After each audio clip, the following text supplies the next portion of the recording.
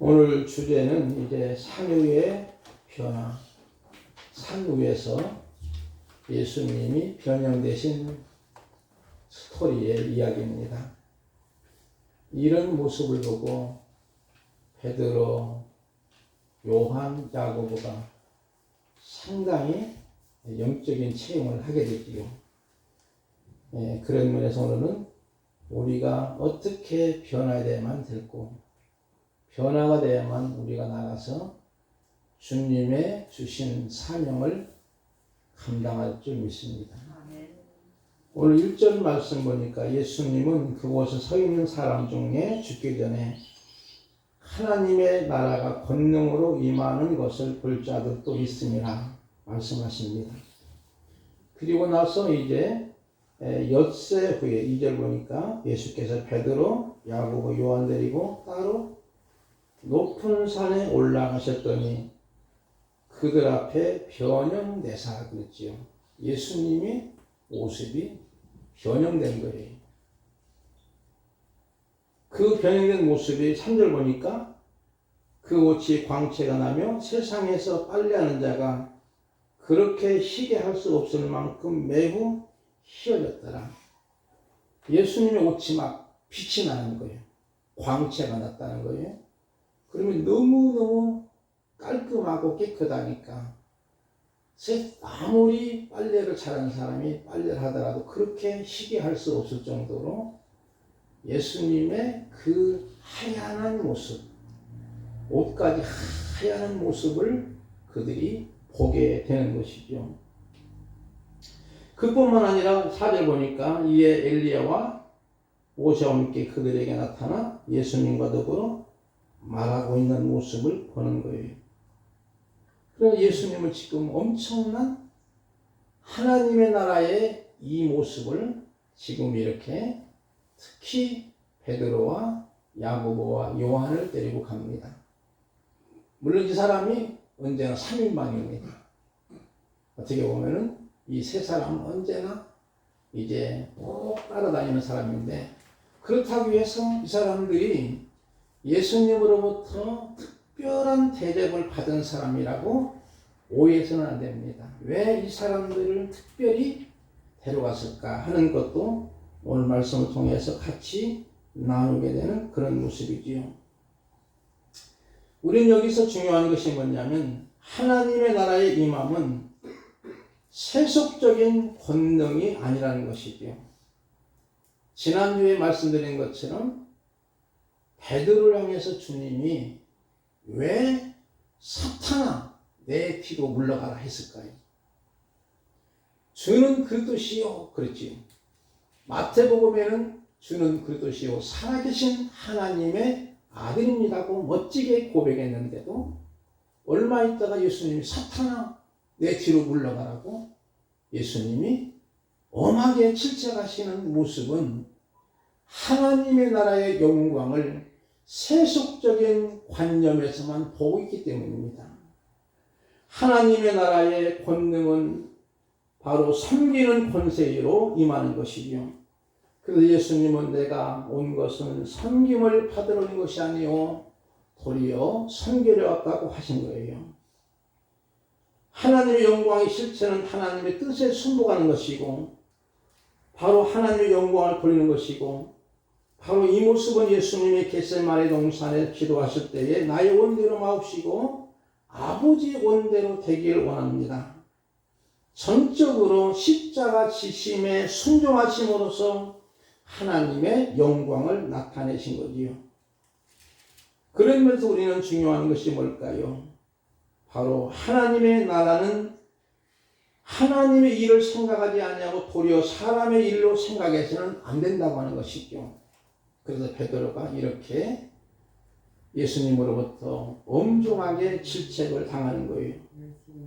그리고 나서 예수님은 우리들에게, 제자들에게도 말씀하시기를 누구든지 나를 따르거든 자기를 부인하고 자기 십자가를 지고 나를 따르라 하신 거예요. 이게 8장 33절 34절에 있는 말씀이지요. 그러므로 베드로의 고백은 주님이 말씀하신 하나님의 나라와 베드로가 생각하는 하나님의 나라는 다르다는 것이지요. 즉 베드로가 생각하는 하나님의 나라는 열심당원들이 꿈꾸는 독립운동을 통해서 나라를 세워서 다윗 시대처럼 강한 나라, 큰 제국을 의미합니다. 그러나 오늘날 우리가 주의 이름으로 무엇을 한다고 하지만 만약에 이것이 나의 명성과 명예를 드러내기 위해서 또는 교회 이름으로 무엇을 한다고 하지만 자기의 이름을 내기 위해서 한다면 주님의 생각과는 거리가 너무나 멀다는 것이죠. 오늘 우리가 하나님의 영광을 돌리는 것은 바로 십자가의 뜻에 온전히 순독하는 것입니다. 아까 말씀드린 것 2절 보니까 베드로, 야고보, 요한 데리고 따로 높은 산에 올라가셨다 하는 모습 속에서 예수님이 이 변형된 모습은 우리는 보통 이 사건을 변화산 이렇게 말합니다. 그런데 변화산은 없어요. 성경이 뭐라고 분명히 말씀했지요? 높은 산이라고 말씀하고 있습니다. 그 높은 산 어딘지는 몰라요. 그러나 이 높은 산에 올라가셔서 예수님의 변형된 모습은 예수님의 사역에 있어서 전환점을 의미합니다. 우리가 마태복음 4장 17절 봅시다. 이때부터 예수께서 비로소 전파 이르시되 회개하라 천국에 가까웠느니라 하시니라 하는 말씀이 나오거든요. 그리고 나서 5장과 7장 마태복음 그 유명한 산상수훈이 있습니다. 바로 이 말씀은 산에서 제자들에게 무리들에게 복음을 가르치는 내용이죠. 그 말씀은 하나님의 나라가 어떤 나라인가와 그 나라에서 어떻게 살아야 하는 말씀하신 거예요. 그래서 산상수훈은 하나님의 나라의 헌법입니다. 따라서 세상 나라 원리와는 거리가 먼 것이죠. 여러분이 잘 알듣기 시작이 뭐지요? 예수님이 심령이 간 자는 복이 있나니 천국이 저희 것이며 애통하는 자는 복이 있나니 저희가 유로움 받을 것이요 온유한 자는 복이 있나니 저희가 땅을 기업을 얻을 것이며 바로 이런 말씀 쭉 할 때 보면은 세상 원리와는 상당히 역설적인 거예요. 그러니까 하나님의 나라의 헌법과 세상의 나라의 법도와는 상당히 차이가 있다고 하는 것을 보여줍니다.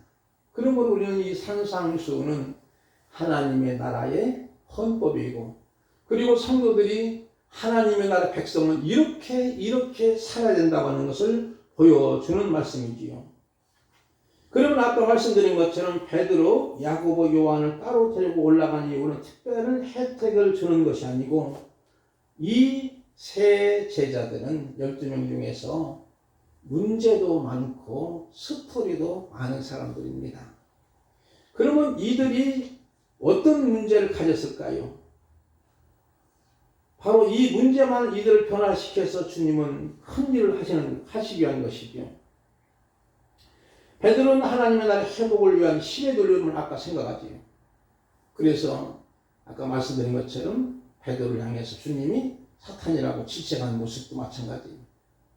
그러니까 그는 언제나 하나님의 나라의 회복에 대한 세상적인 신 이런 논리로만 생각합니다.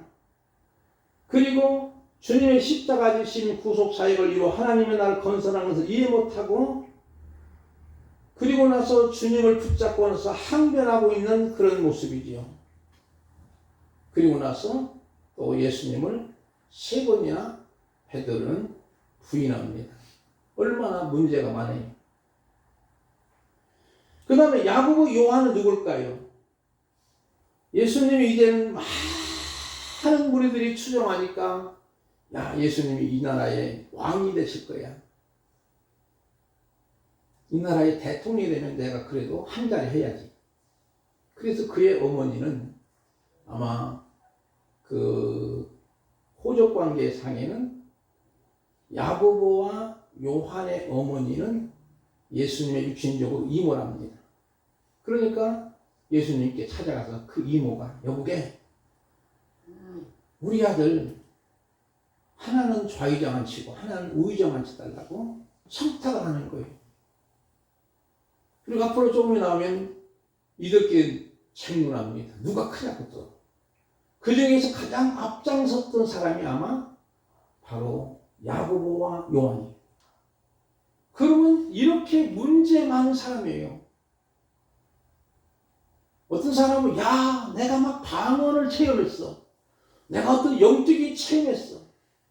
자기 어떤 영적인 체험, 이 신앙의 체험을 홍보하고 자랑하는데 하나님은 바로 이분을 방언의 은사를 주신 것은 어떤 면에서는 이분에게 문제가 너무나 많은 사람이에요. 스토리가 많은 사람이에요. 왜? 그거라도 주야만 그가 예수님을 부인하지 않고 그래도 예수님을 믿게 되는 거예요. 그러므로 이 베드로와 야고보와 요한은 이렇게 문제가 많은 사람들을 주님이 특별히 높은 산에 올라가서 하나님의 나라의 영광을, 그 하나님 나라의 권세를 바로 보여주시는 거예요. 그리고 나서 이들로 하여금 세상에 나가서 하나님 나라 복음을 제대로 좀 증거하고는 의미겠지요. 예수님이 변화된 모습을 보고 그 변화산, 요즘에 높은 산이죠. 거기서 보니까 모세도 있었고 엘리야도 있었지. 이미 벌써 구약시대 인물이죠. 여러분, 엘리야는 어떤 사람이지요? 엘리야의 트레이마크는 뭘까요? 갈멜산입니다. 바로 이 갈멜산에서 850명의 우상 숭배자들, 바알과 아사의 숭배자들 850명과 영적인 대결에서 850대 1에서 믿음의 기도의 승리랍니다. 그러면 바로 승리를 의미하지요. 모세는 신의 산에 올라가지. 제가 신의 산에 올라간 적이 있습니다.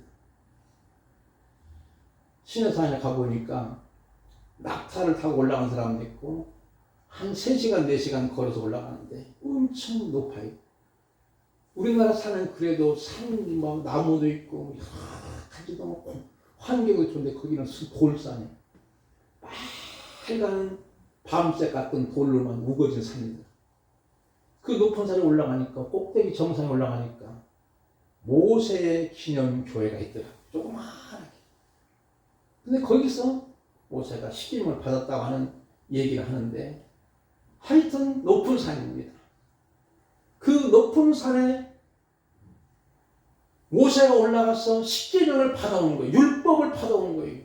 그러면 바로 모세는 하나님의 말씀을 받아가지고 그 말씀을 가지고 내려와서 백성들을 가르치는 거고, 이 엘리야는 바로 예언자로서의 영적인 승리입니다. 그러므로 우리 예수님은 이들과의 대화하는 것은 우리에게 주는 말씀을 의미는 바로 예수님은 바로 승리자며 말씀을 받아 우리에게 가르치는 분이라고 하는 것을 보여주는 내용입니다. 따라서 우리는 이 말씀 속에서 무엇보다도 중요한 것은 이런 영적인 체험을 통해서 우리가 세상적인 생각을 해서는 안 됩니다. 5절에 가봅시다, 여러분이. 베드로가 예수께 거하여 랍비여. 여러분이 여기서 5절 보니까 랍비여 하는 말과 랍비라는 말은 선생님 그런 뜻입니다. 전에는 주는 그랬잖아요. 방금 전만 해도 주님이라고 고백했던 베드로가 지금 선생님 하는 거예요. 이런 모습을 보면 이것은 베드로의 속에는 아직도 세상적인 생각을 가진 거예요. 그냥 예수님을 선생님으로 생각한 거예요. 그러면 랍비여 우리가 여기가 좋사오니 지금 그가 황홀병에 빠져 있는 거예요. 너무나 여기가 좋사오니 황홀병에 빠진 거예요. 그러니까 여기다가 집을 세 채를 집시다.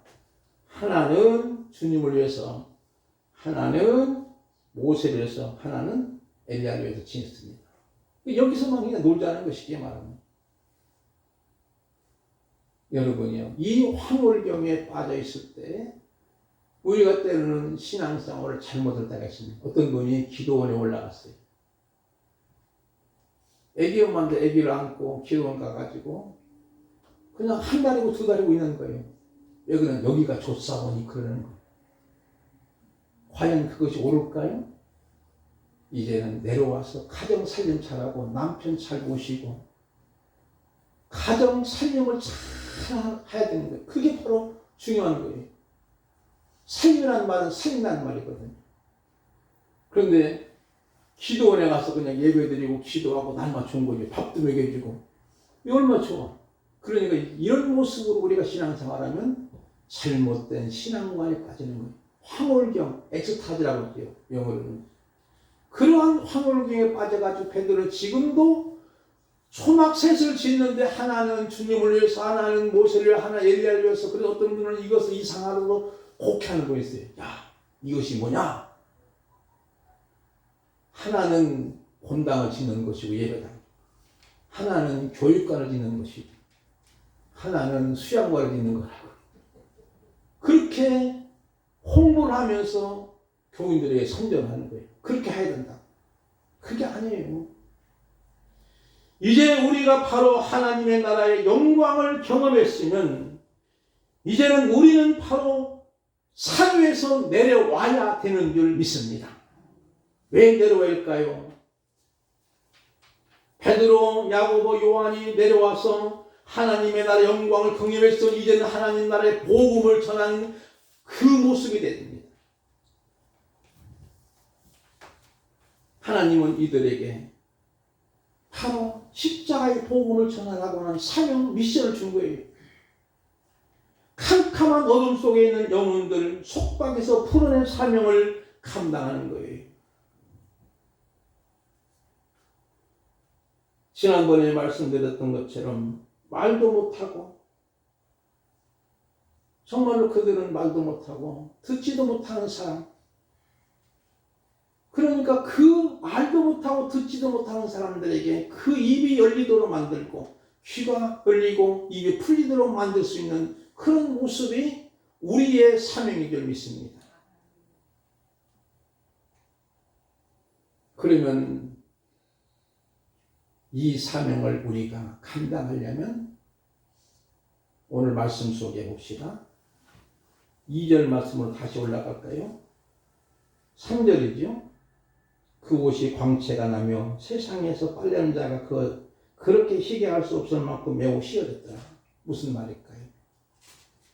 옷이 희어졌는데 이것은 예수님의 거룩성을 의미하지요. 오늘 우리들이 뭘까요? 이 사명을 감당하기 위해서는 우리는 예수님의 옷을 입어야 됩니다. 따라합시다. 예수님의 옷을 입자. 문자적으로 해석은 아닙니다. 아, 예수님 입었던 그 세마포를 입으란 말이야? 그런 의미가 아니잖아요. 예수님의 성품을 갖고 하나님의 마음을 갖고 오늘 우리의 삶 속에 정말로 나의 꿈이 하나님의 비전이 되도록, 예수님의 성품이 나의 인격이 되도록, 그리고 나서 우리가 나가서 복음을 전해야만이 복음의 효력이 있는 것이지, 예수님의 옷을 입지 않고 복음을 전하는 것은 오히려 잘못될 가능성이 많은 거예요. 광채가 날 정도로 깨끗한 옷을 입었습니다. 이것은 거룩함의 삶을 의미합니다. 우리는 그러므로 세상을 밝게 하고 따뜻하게 하고 새롭게 해야 될 책임이 우리 성도들에게 있는 것이죠. 성 어거스틴이 이 말씀을 보고 깨달은 거예요. 그는 과거에 잘못된 옷을 입었습니다. 음란의 옷을 입었습니다. 더러운 옷을 입었습니다. 그러나 그가 이제 로마서 13장 12절 이하의 말씀을 보면서 깨닫습니다. 밤이 깊고 낮이 가까웠으니 그러므로 우리가 어둠의 일을 벗어버리고 어둠의 일을 벗고 빛의 갑옷을 입자. 낮에와 같이 탄전행하고 방탕하거나 술 취하지 말며 음란하거나 호색하지 말며 다투거나 시기하지 말고 오직 주 예수 그리스도 옷 입고 정욕을 위하여 육신의 일을 통호하지 말라. 이 말씀을 읽게 됩니다.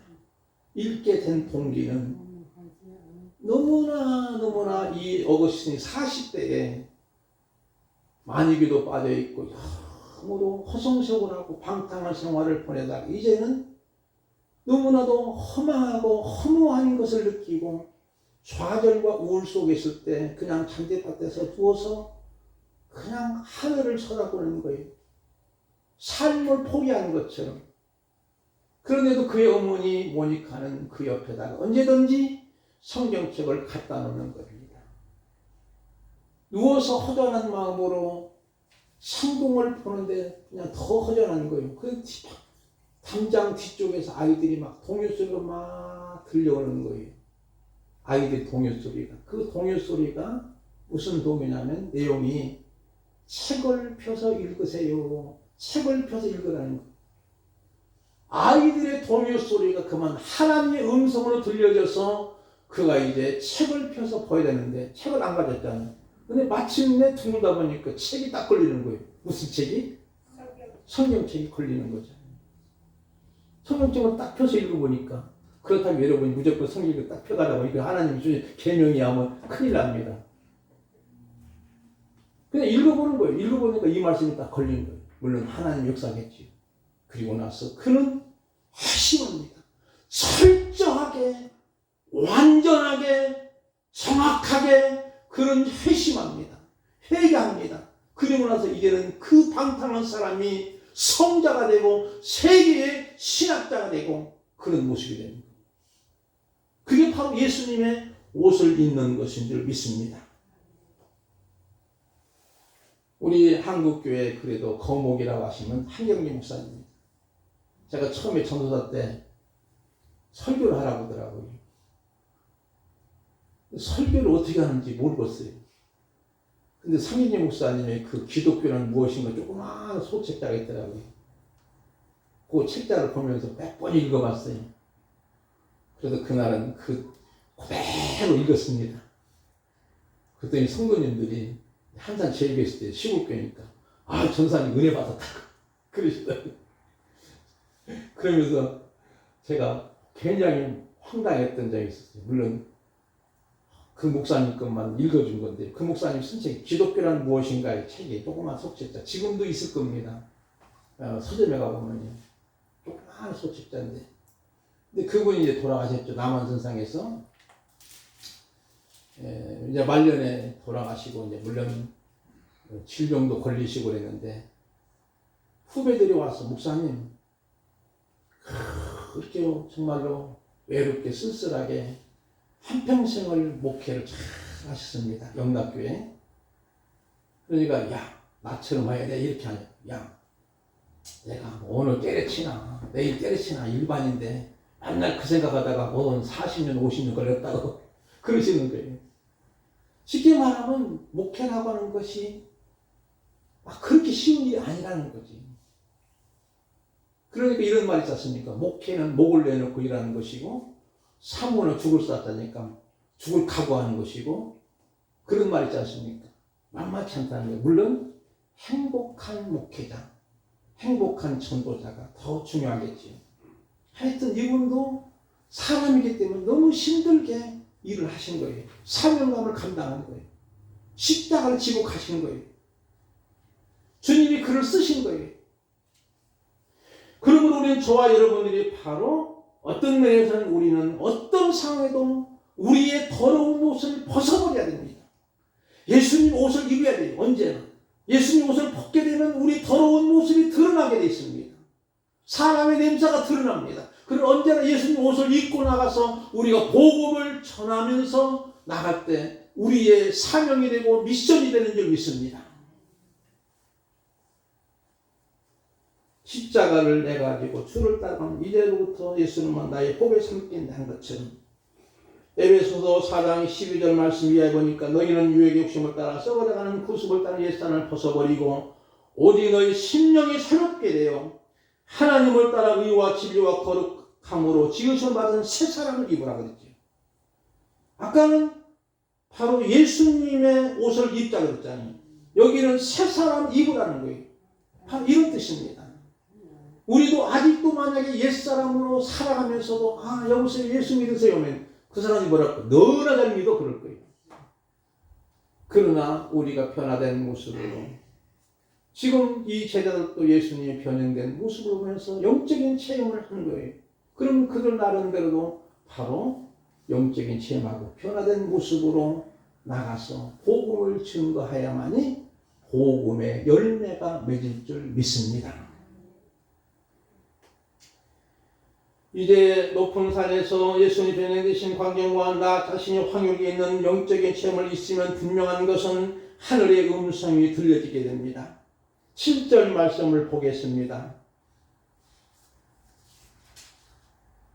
마침 구름이 와서 그들을 덮으며 구름 속에서 소리가 나되 이는 내 사랑하는 아들이니 너희는 그의 말을 들으라 하는지라. 여기 보니까 구름 속에서 소리가 납니다. 하나님의 음성이지요. 이는 내 사랑하는 아들이니 너희는 그의 말을 들으라. 바로 하나님의 음성이 지금 누구에게 들렸을까요? 예수님과 함께 같이 갔던 베드로, 야고보, 요한에게 들린 거예요.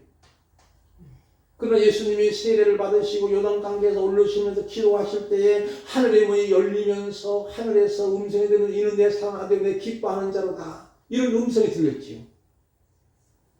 그때는 예수님에게 직접 하신 거고 여기는 바로 그 제자들 베드로와 야고보, 요한에게 들려주신 말씀입니다. 그러면 우리는 중요한 것이 바로 우리가 영적인 체험을 확실하게 하게 되면 하나님의 음성이 들려지게 되는 줄 믿습니다. 하나님의 음성이 들려지는 거예요. 많은 분들이 우리 한국교회 지금 얼마나 설교가 많이 잘하는 분들이 많습니까? 방송 설교라든가 기독교 방송, CTS라든가 유튜브라든가. 그렇지만 여러분이 그 말씀이 하나님의 음성으로 듣지 못하면 왜 그럴까요? 아직도 세상의 물질 문명이나 권력이나 이런 것들이 바로 우리의 눈을 멀게 하는 거예요. 보지 못하게 하는 거예요.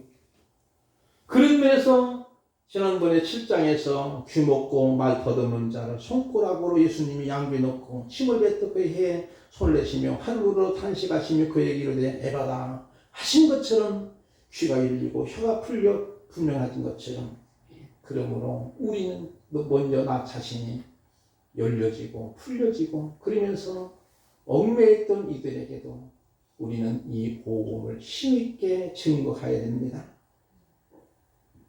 그러므로 우리는 제대로의 음성, 하나님의 음성을 들어야 됩니다. 세상적인 그런 이야기를 들었는데, 달콤한 이야기 들었을 건데, 많은 분들이 보면은 사람들의 마음을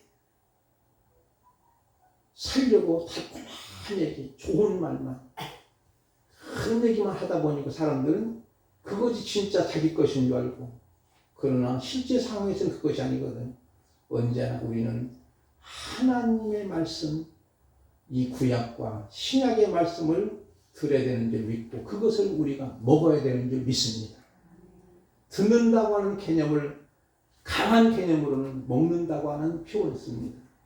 그럼 이 말씀을 우리가 먹고 나가서 복음을 증거하는 것이죠. 그러면은 우리 자신이 먼저 무엇보다도 저는 이 말씀을 결론을 내면서 하나의 밀이 되자는 거지요. 신장철을 맞이했습니다. 신장하려면 우리가 너무 잘 알지요. 배추를 소금에다가 하룻밤 절이지 않습니까? 잘 절여지게 되면 맛있는 김치, 김장이 돼서 나오죠. 요즘엔 금치라고 하지 않습니까? 그러나 배추가 아무리 좋은 배추를 갖다 놨어요. 소금에다 절이지 않으면 어떻게 될까요? 한 일주일 되면 거의 썩어갈 겁니다. 마찬가지로 아무리 보기 좋은 사람일지라도, 그럴듯한 사람일지라도 스스로의 소금에 절여지지 않고 자아가 죽어지지 아니하면 안 되는 거예요. 결과적으로 썩었고 마는 거예요. 오늘 우리들은 바로 하늘의 밀이 그것이죠. 예수님 말씀하신 것처럼 하늘의 밀이 땅에 떨어져 죽지 아니하면 하늘 그대로 있지만 떨어져 죽으면 많은 열매를 맺는 것처럼 저와 여러분도 이 영적인 체험을 통해서 하늘의 밀이 되어 많은 열매를 맺는 축복된 삶이 있기를 주님의 이름으로 축원을 드립니다. 기도하겠습니다.